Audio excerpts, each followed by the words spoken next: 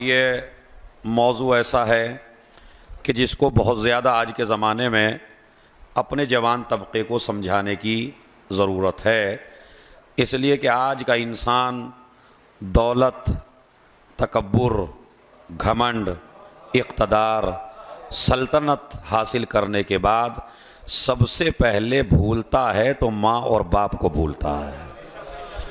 इसलिए कि वो ये समझता है कि आज ये जो इक़्तिदार मेरे पास है, ये जो दौलत मेरे पास है, ये जो पैसा मेरे पास है, ये मेरी मेहनत की कमाई है।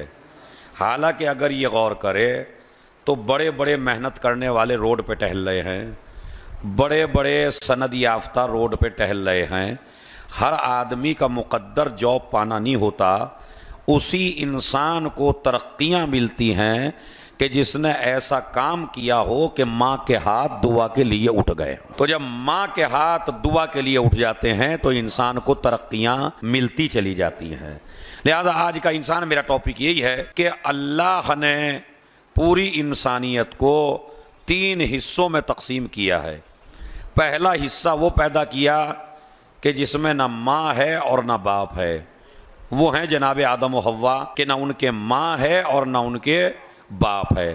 परवरदिगार, ये पहला हिस्सा तूने ऐसा क्यों पैदा किया? जवानों, बड़ी इल्मी मजलिस है, ताकि जब आप मजलिस से जाइए तो कुछ ना कुछ लेके जाइए। यही मजलिस का मकसद है कि अल्लाह ने पूरी इंसानियत को 3 हिस्सों में तकसीम किया। एक हिस्सा वो रखा जिसमें ना माँ को रखा और ना बाप को रखा। वो कौन सा हिस्सा है? जरा जोर से बोलेंगे। जनाबे आदम और हव्वा, ना माँ मौजूद है ना बाप मौजूद है। परवरदिगार आलम की पहली मखलूक वो है कि जो ना माँ की मोहताज है और ना बाप की मोहताज है। ये पहली मखलूक अल्लाह ने ऐसी क्यों पैदा की? का बाज माँ बाप भी पैदा करके घमंड में आ जाते हैं और ये सोचते हैं इन बच्चों को हमने अपनी ताकत से पैदा किया है। हम पहली मखलूक बगैर माँ बाप के पैदा करके बता रहे हैं, ये बच्चे तुम्हारी ताकत से पैदा नहीं हुए हैं, ये खुदा की ताकत से पैदा हुए। एक सलावत भेजे मोहम्मद और आले मोहम्मद। अच्छा, थोड़ा थोड़ा अगर आप सिमट जाएंगे तो मजलिस का एक बहुत अच्छा माहौल बनेगा। सलावत पढ़ते हुए, चूंकि काफी जगह है, आगे आगे बढ़िए। एक सलावत और बावाज़े बुलंद भेजे मोहम्मद वाले मामला। आप सुनिए, इंशाअल्लाह टाइम का तो मैं आपको पता नहीं होने दूंगा कितना हो गया, लेकिन आप मेरी तरफ मुतवज्जे रहिए। तो पहली मखलूक वो है कि जो अल्लाह ने पैदा की है बगैर माँ के और बगैर बाप के। वो कौन सी है मेरे बुजुर्गों? आदम और हव्वा। दूसरी मखलूक वो पैदा की कि जिसमें माँ की भी ज़रूरत है और बाप की भी ज़रूरत है। वो हैं सारे नबी, सारे रसूल, सारे इमाम, सारे औलिया, सारे जज, सारे वकील, सारे पुलिस वाले, सारे आलिम दीन, सारे मुजतहिद। इनमें से कोई ऐसा नहीं है जो माँ बाप के बगैर पैदा हुआ हो। जज साहब जज बने तो वो भी माँ बाप के पैदा किए, नबी बना तो वो भी माँ के जरिए, रसूल बना वो भी माँ के जरिए। इसका मतलब ये है कि माँ उस कीमती चीज का नाम है कि अगर वो पैदा न करे तो कोई नबी न बने, कोई रसूल न बने, कोई इमाम न बने, कोई जज और वकील न बने। ये माँ ने पैदा किया तो जज बने ना, माँ ने पैदा किया तो वकील बने ना, माँ ने पैदा किया तो नबी बने ना। आज तक दुनिया यही एतराज कर रही थी कि अल्लाह ने न औरत को नबी बनाया, न औरत को रसूल बनाया, न औरत को इमाम बनाया। सारी औरतें अल्लाह से कह रही थी, परवरदिगार औरतों की खता क्या है? न इन्हें नबी बनाया, न रसूल बनाया, न इमाम बनाया। आवाज़ कुदरत आई, मुझ पे एतराज ना करो, नबी पैदा करूंगा तो तेरे जरिए करूंगा, इमाम पैदा करूंगा तो तेरे जरिए करूंगा, वली पैदा करूंगा तो तेरे जरिए पैदा करूंगा। एक सलावत भेज दे मोहम्मद और आले मोहम्मद। हाँ, एक अच्छी सलावत और पढ़े मोहम्मद वाले मोहम्मद। तो अभी दूसरी मखलूक वो है कि जो माँ बाप की मोहताज है। अब तीसरी मखलूक सुनिए, जहां मां तो है मगर बाप नहीं है। वो बताइए कौन सी है? अरे नहीं भाई, गलती हो गई माशाल्लाह से। सलावत पढ़े मोहम्मद वाले मोहम्मद पर। हाँ, अब आए। ये है पहली मखलूक, न मां है न बाप है। दूसरी मखलूक बाप भी है और मां भी है। तीसरी मखलूक माँ है मगर बाप नहीं है, वो है जनाबे ईसा। अब बताइए दुनिया के कितने हिस्सों में माँ है? अरे भाई मैं तो समझ रहा था माशाल्लाह दिलों पे उतर जाएगी बात। ये जो है ना, देखिए मैं बाप के दरमियान मजलिस पढ़ रहा हूं और माँ के मौजू पे पढ़ रहा हूं और पढ़ रहा हूं बापों के बीच में। तो मियाँ ये भी मजलिस हजम हो जाए तो बड़ा मसला है। सुने माँ तो है नहीं, यहाँ सारे जितने भी हैं बाप बैठे हैं। इस्लाम में बाप से ज्यादा माँ का रुतबा है, ये समझ लीजिए आप। इस्लाम में बाप से भी ज्यादा अगर किसी का रुतबा है तो वो माँ का। और उसका रीजन मैं आपको बताता हूं। इसलिए कि अल्लाह ने 3 मखलूक पैदा की, एक में ना माँ है ना बाप है, मगर 2 हिस्से ऐसे हैं कि जो माँ के बगैर मुमकिन नहीं है। ईसा में भी माँ है और कायनात के हर शोबे में, कायनात के हर आलिम में, मौलवी में, मुज्तहिद में, नबियों में, रसूलों में, सब में माँ मौजूद है। तो चूंकि 2/3 दुनिया पैदा हुई है माँ की वजह से, इसलिए अल्लाह ने माँ का रुतबा ज्यादा रखा। और यह भी आप याद रखिए, आपका काम है पैदा करना। जिसकी जिम्मेदारियां ज्यादा होती हैं उसका एहतराम भी ज्यादा होता है। अरे तवज्जो, बड़ा कीमती जुमला है। यानी जिसकी जिम्मेदारियां ज्यादा होता है। बाप ने शादी की, बच्चा मां के पेट में आया, आप खनाटे लेके सोने लगे, मगर धड़कन बाप महसूस नहीं करता। जब बच्चा हरकत करता है मां के पेट में तो बताइए मां महसूस करती है या बाप? जोर से बोलिए भाई। अमा अगर मजलिस हुसैन में भी आके हक ना कहा, सही सलवात भेजे मोहम्मद वाले मोहम्मद। तो आज तुम्हें अपना दिल वसी करके मजलिस सुननी है, क्योंकि अक्सर बाप तो ऐसे होंगे जिनकी मां से बनती नहीं है। वो कह रहे होंगे आज मौलाना पता नहीं क्या करके रहेंगे ये है, वैसे ही हमारा बेटा तो हमें नहीं मानता, आज इन्होंने और वो कर दिया। तो खैर मैं वो भी बताऊंगा इंशाअल्लाह। जवानों, मजलिसे बहकाने के लिए नहीं है, मजलिसे इस्लाह के लिए हैं, मजलिसे पैगाम के लिए हैं। माँ का रुतबा इस्लाम में क्यों ज्यादा है? नबी की खिदमत में एक शख्स आया और आगे क्या कहा, मन अबिर्रु, या नबी अल्लाह किसके साथ नेकी करूं? नबी ने कहा अपनी माँ के साथ। फिर कहने लगा किसके साथ नेकी करूं? कहा अपनी माँ के साथ। फिर दोबारा कहा किसके साथ नेकी करूं? कहा अपनी माँ के साथ। चौथी मर्तबा पूछा किसके साथ? कहा अपने बाप के साथ। यानी 3 दफा पूछा, कहा माँ के साथ, 1 दफा कहा बाप के साथ। कहा क्यों? कहा इसलिए कि इस्लाम का कानून है जिसकी मेहनतें ज्यादा होंगी। अरे तवज्जो चाहता हूं, एक सलावत पढ़े मोहम्मद वाले मोहम्मद बोलो। अल्लाह इस मजलिस की बरकत से जो अभी तक बाप नहीं बन सके, अल्लाह उनको बाप बनाए। लेकिन मुझे इंसाफ से बताइए जवानों, जब आप 9 महीने मां के पेट में थे और आपका दिल धड़कता था और आप हाथ पांव चलाते थे मां के पेट में, तो उसको मां महसूस करती थी या बाप? मां महसूस करती थी।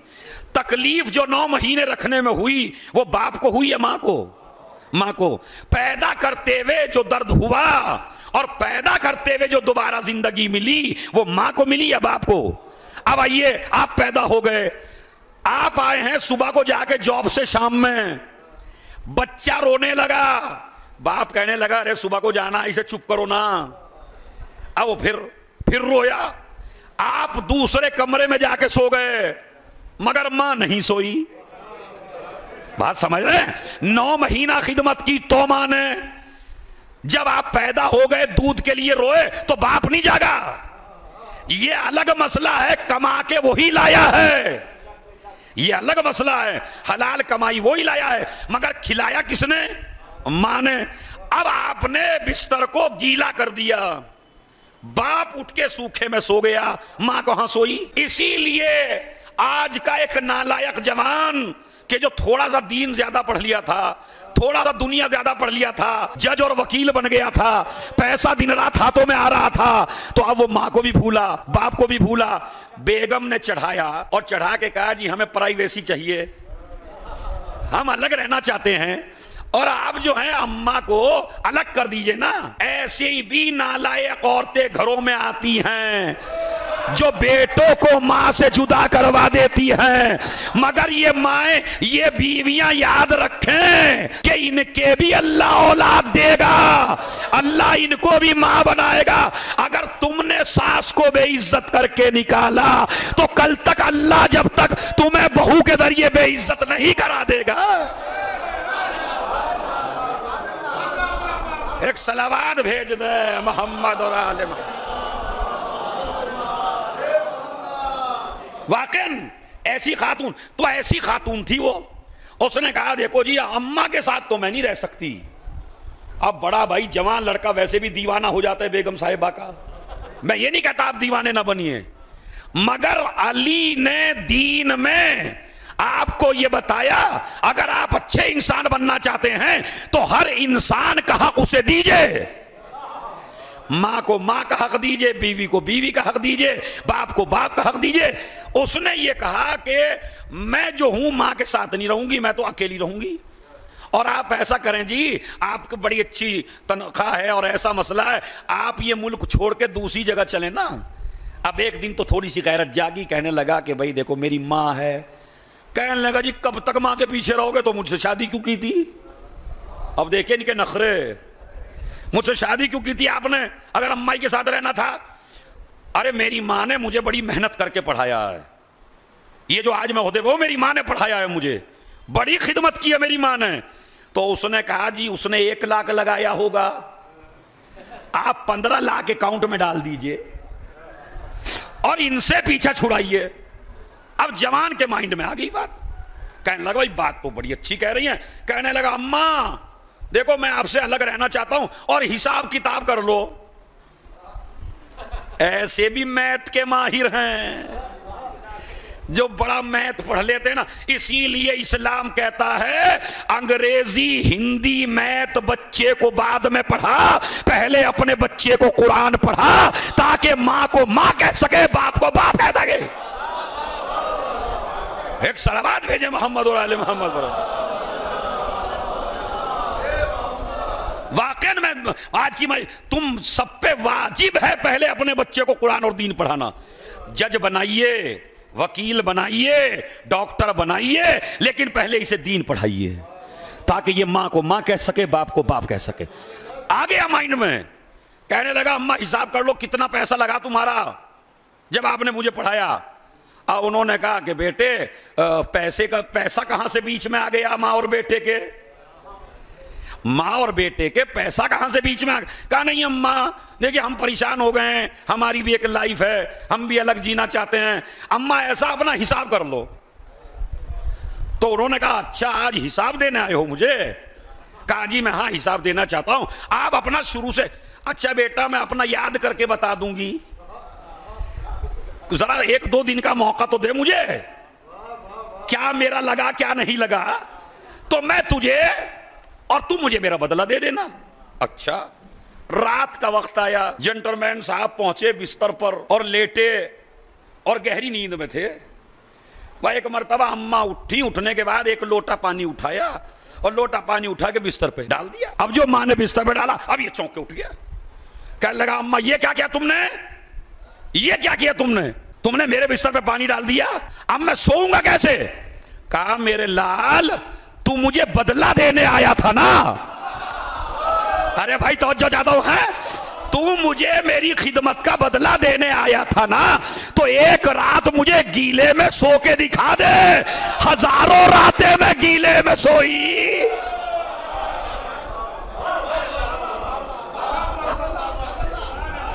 एक सलावात भेज दें मोहम्मद और आले मोहम्मद पर। लाओ दो मुझे बदला कैसे दोगे? इसीलिए नबी ये करीम की खिदमत में एक मैथ पढ़ा हुआ जवान और आया। आज सारी मजलिस मैथ के ऊपर ही है, समझ रहा है? आया मैथ पढ़ के, कहने लगा या रसूल अल्लाह 18 साल हो गए मुझे माँ की खिदमत करते हुए, खुद खिलाता हूं, खुद नहलाता हूं, जहां जाना चाहती है वहां ले जाता हूं, बड़ा पैसा खर्च करता हूं, हर ख्वाहिश उसकी पूरी करता हूं। अब ये बताइए क्या मैंने उसकी एहसान का बदला दे दिया? नबी ने कहा अगर क़यामत तक इसी तरह खिदमत करते रहोगे, अरे जवानों अगर ऐसे मौज़ूआत पे आप तवज्जो से सुन लेना तो मिंबर बड़ा इस्लाही बन जाए। अगर नबी से क्या कहता है कि या नबी अल्लाह 18 साल से अपने हाथों से माँ को खिला रहा हूँ, नहला रहा हूँ, जहाँ जाना चाहती है ले जाता हूँ, सारी उसकी ज़रूरतें पूरे करता हूँ, अब तो बताइए क्या मैंने उसकी खिदमतों का सिला दे दिया? नबी ने फरमाया कि अगर पूरी ज़िंदगी क़यामत तक इसी तरह माँ की खिदमत करते रहे तो भी उस एक आह का बदला नहीं दे सकते जो वक्त विलादत की है। अरे जवानों, गैरतदारो, जुमला सुनिए नबी का, जो मां ने वक्त विलादत की है एक आह का बदला नहीं दे सकते। अब चूंकि आज का जो माहौल है वो दलील का माहौल है, रीजन का माहौल है, वजह का माहौल है, आप किसी की जबान बंद नहीं कर सकते। उसने पूछा या नबी अल्लाह, उसने मेरी खिदमत की 15 साल, मैं उसकी खिदमत कर रहा हूं 18 साल, आप कह रहे हैं कि जिंदगी भर करता रहे तो एक आह का बदला नहीं दे सकता। नबी ने फरमाया इन्नमल आमालु बिन्नियात, आमाल की हैसियत नियत के ऊपर मौकूफ है। अरे तवज्जो, आमाल की हैसियत नियत के, का नियत का मतलब क्या है? का सुन, तू अगर क़यामत तक करेगा और तेरी माँ ने तेरे साथ किया तो अब इसमें नियत में फ़र्क है। का नियत में क्या फ़र्क है? का तेरी माँ तेरी खिदमत कर रही थी तो उसकी नज़र थी तेरी जिंदगी पर।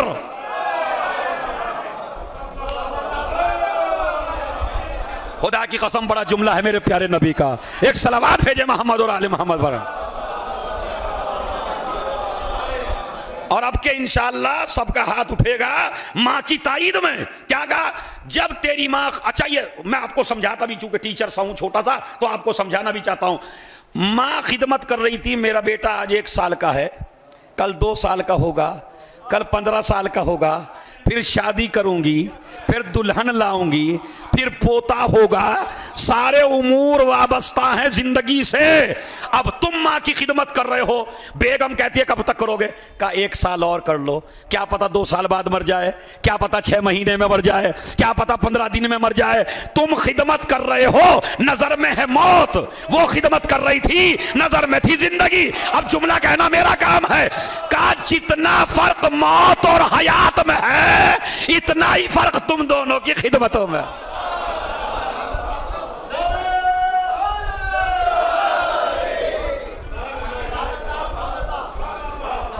अच्छा ये बताइए, ये जो मैंने बात आपकी खिदमत में पेश की, ये 100% ठीक है या नहीं है? माँ बाप जब तुमको पालते हैं तो इसलिए पालते हैं कि तुम मरोगे, या इसलिए पालते हैं कि जियोगे? और हम और आप जो माँ बाप की खिदमत करते हैं तो नजर में क्या होती है? अरे यार और कर लो, क्या पता 2 साल के, क्या पता 4 साल के, नजर है मौत पर। अब जितना फर्क है मौत और जिंदगी में, इतना ही फर्क है तुम दोनों के कारनामों में।